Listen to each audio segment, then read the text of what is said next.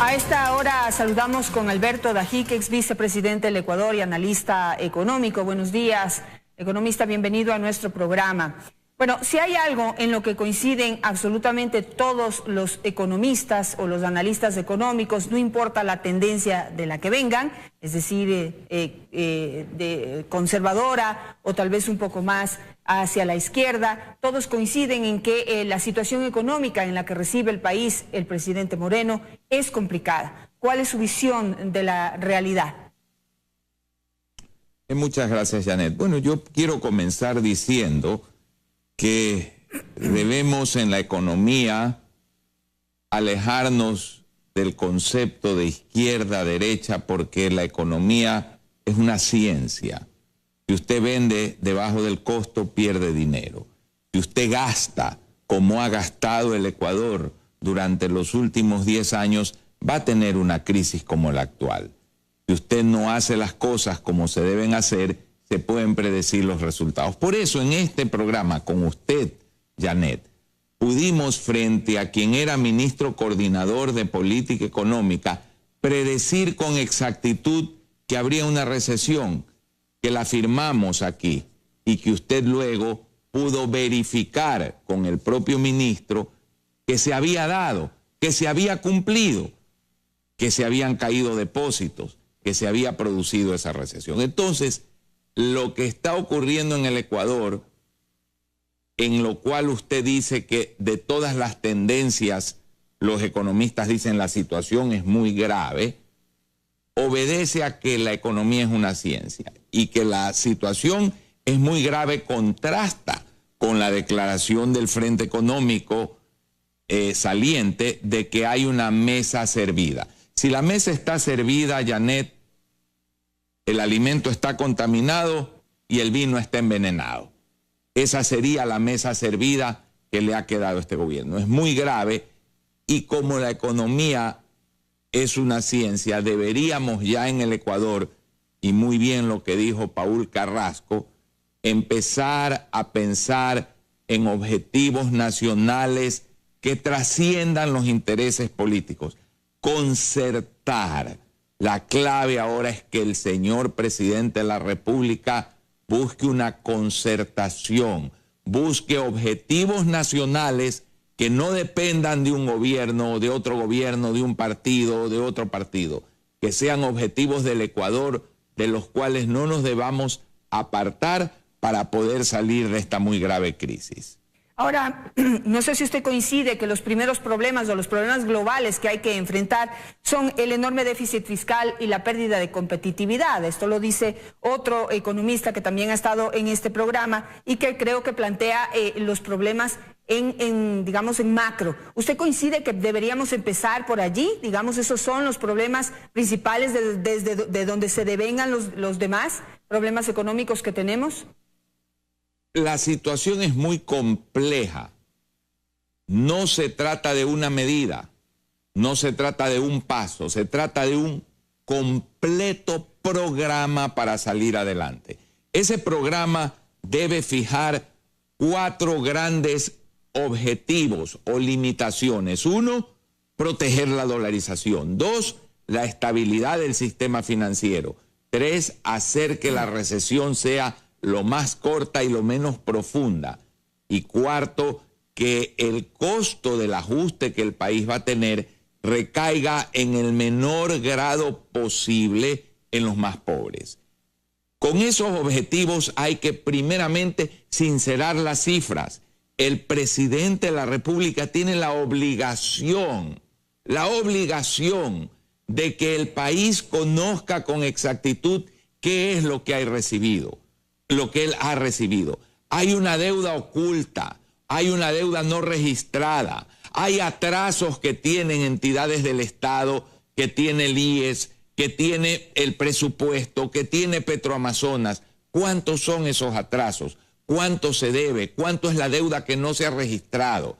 Hay una situación imperdonable de lo que yo llamo el segundo feriado bancario del Ecuador, que es el asalto que ha habido al Banco Central, premeditado, con un conjunto de legislación que fue realizada en contubernio entre el Ministerio Legislativo, que era la antigua Asamblea, y el gobierno, para ir tomando del Banco Central la liquidez que no les pertenecía y dejar al país sin liquidez internacional.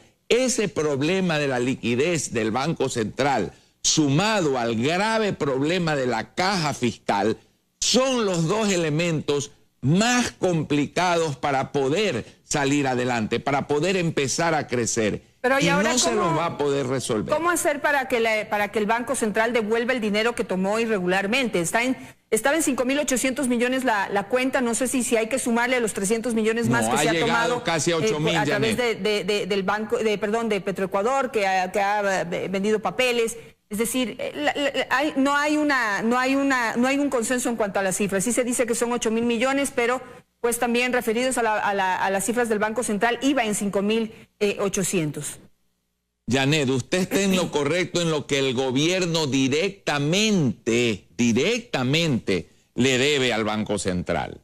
Pero lo que ha salido del Banco Central es más de lo que el gobierno ha tomado. ¿Por qué? Porque también se han entregado créditos para cooperativas, para el Banco del Pacífico, para la Corporación Financiera, para otros usos que son también del sector público. Entonces, el total del hueco es mayor de lo que el gobierno le debe. El total del faltante de divisas, lo que ese Banco Central ha permitido que salga, es mayor a lo que es lo que el gobierno le debe. Para poder resolver eso,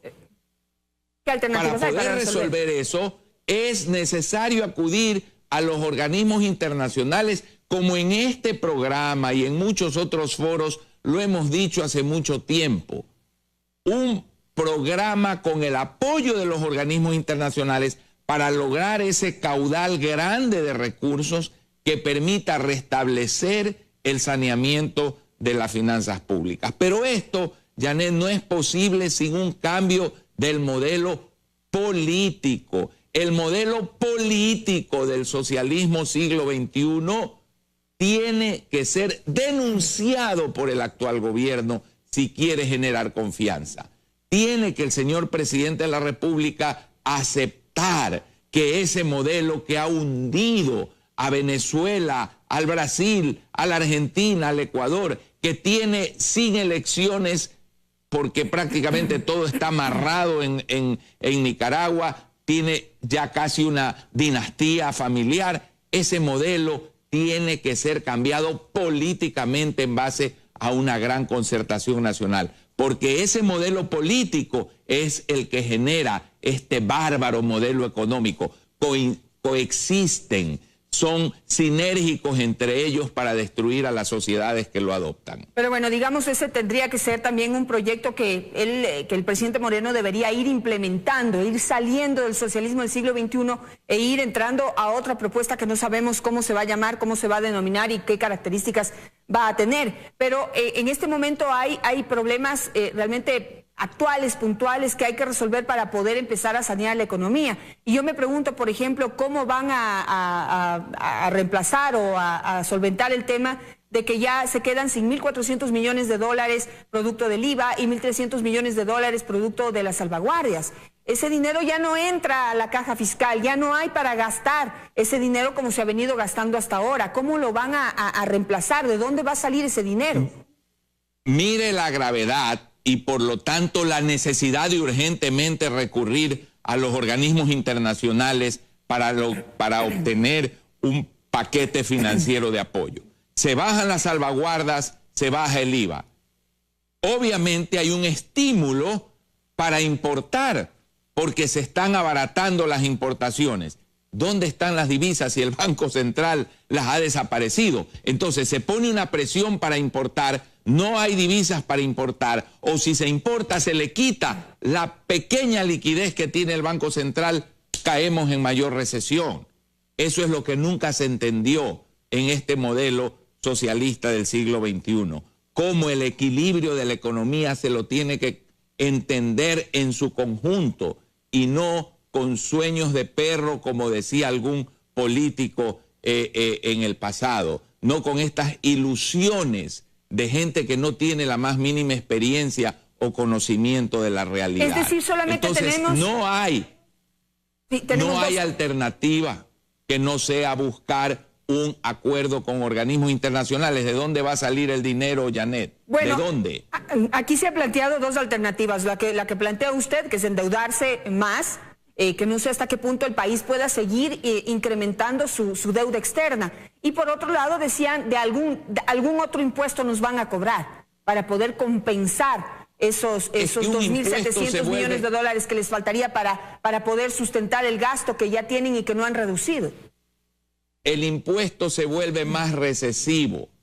Janet, es lógico que uno no debe endeudarse por endeudarse, pero el Ecuador tiene una cierta capacidad de endeudarse siempre y cuando ese endeudamiento se use para cambiar el modelo, para darle vuelta a la economía, no para profundizar el mismo modelo, no para seguir con los errores. Si usted tiene capacidad de endeudamiento sobre su casa para poder salvar su empresa y lo hace, salva la empresa y salva su casa. Pero si usa la capacidad de endeudamiento que le queda para dar fiestas, pierde la casa y pierde su empresa. Y eso es lo que ha hecho el modelo anterior. Esa es la mesa servida que queda, no es lo que se ha dicho. Entonces, el paquete completo no es una medida. Además de ir a los organismos internacionales, hay que reestructurar deuda, hay que utilizar titularizaciones. Eso lo hemos hablado aquí, lo hemos dicho en muchos foros. En la Universidad Espíritu Santo hemos hecho planteamientos completos sobre cómo sacar al país adelante, pero no se los ha querido escuchar, se los ha ignorado. Y bien decía Paul Carrasco, la necesidad de diálogo, la necesidad de escuchar a todos los sectores se vuelve fundamental. Concertar políticamente. Este problema económico, Janet, no es solamente económico, es fundamentalmente un problema político, un problema de dirección del país, un problema de orientación del país, un problema de objetivos nacionales. Y allí está otro problema, y con esta pregunta termino. Le ruego sea muy breve para contestarme esta consulta, pero mientras no se han resuelto los temas macro, que son gravísimos y que nos tienen pues en este momento, en esta recesión en la que estamos, para no agravarla hay que tomar pues decisiones. Mientras ello no ocurra, el presidente Moreno no va a poder cumplir sus promesas político-económicas en torno al área social, como subir el bono, como construir 325.000 casas, que dice que de ahí va a generar empleo. Es decir, hay una demagogia que hay que aclarar aquí también. Hay que poner las cartas bien claras sobre la mesa para no generarnos ilusiones y después tener problemas de gobernabilidad. Su pregunta es clave. El presidente de la República hizo unas promesas. O mintió o no le dijeron la verdad sobre la situación del Ecuador. Si él hubiese conocido a fondo la situación del Ecuador, no hubiera podido prometer lo que prometió. Entonces quedan dos alternativas. Una, decir mentí, y la otra, decirle al país ecuatorianos: esta es la realidad que recibo. La realidad que recibo me obliga a revisar las promesas que hice, pero tenemos que censurar, tenemos que castigar, tenemos que desnudar a quienes dejaron esta mesa servida con alimento contaminado y vino envenenado. Perfecto, con eso me quedo. Muchísimas gracias, economista, por estar esta mañana con nosotros.